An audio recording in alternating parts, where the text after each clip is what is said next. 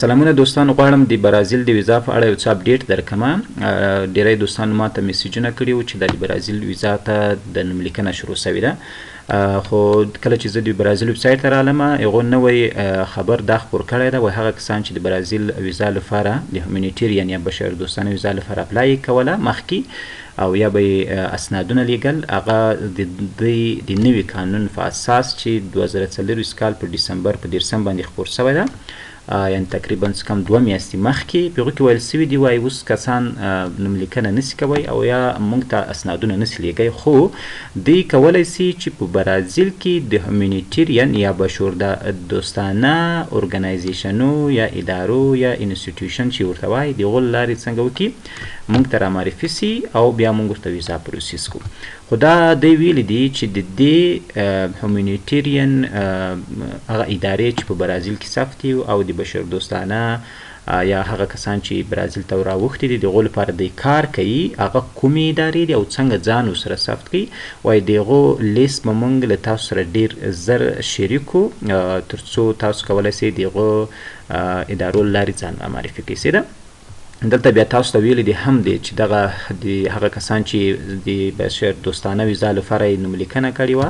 د هغو ټولو اسنادونه څنګه سوي دي پراسس سوي دي، خو د نوي قانون په اساس باندې هغه کسان چې د بشردوستانه ویزا لپاره ثبت نام کوي هغه باید د هغه ادارې چې په هیومانیټیرین یا بشردوستانه نهادونه چې په دغو کې کار کوي په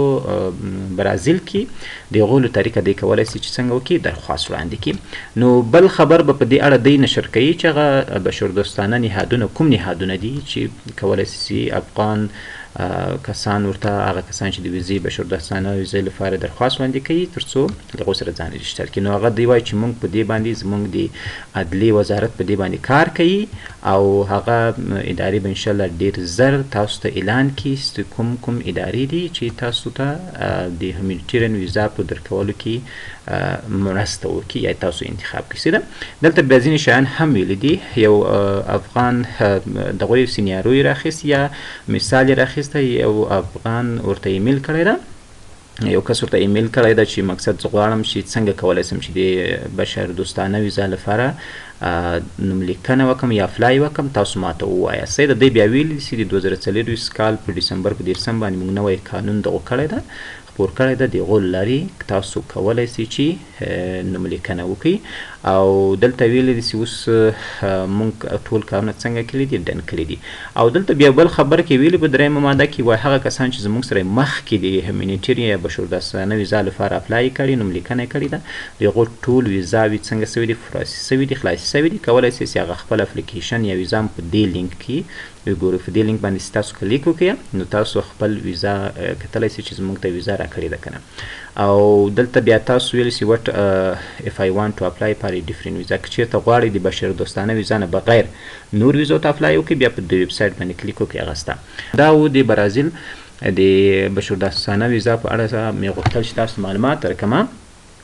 ډیری کسان شاید منتظر وي او یا ورته چا ویلي چې مقصد ویزا و شروع سوي دي، تر اوسه اپډیټ دغه دی، خو که کله چې د دې هغه نهادونه اعلان کړي انشاءالله د هغو لپاره به هم زه تاسو لپاره معلومات درکوم. نو زما چینل سبسکرایب کړئ ترڅو د داسې خبرونو یا د نوي اپډیټ لپاره تاسو خبر اوسئ. ډیره مننه.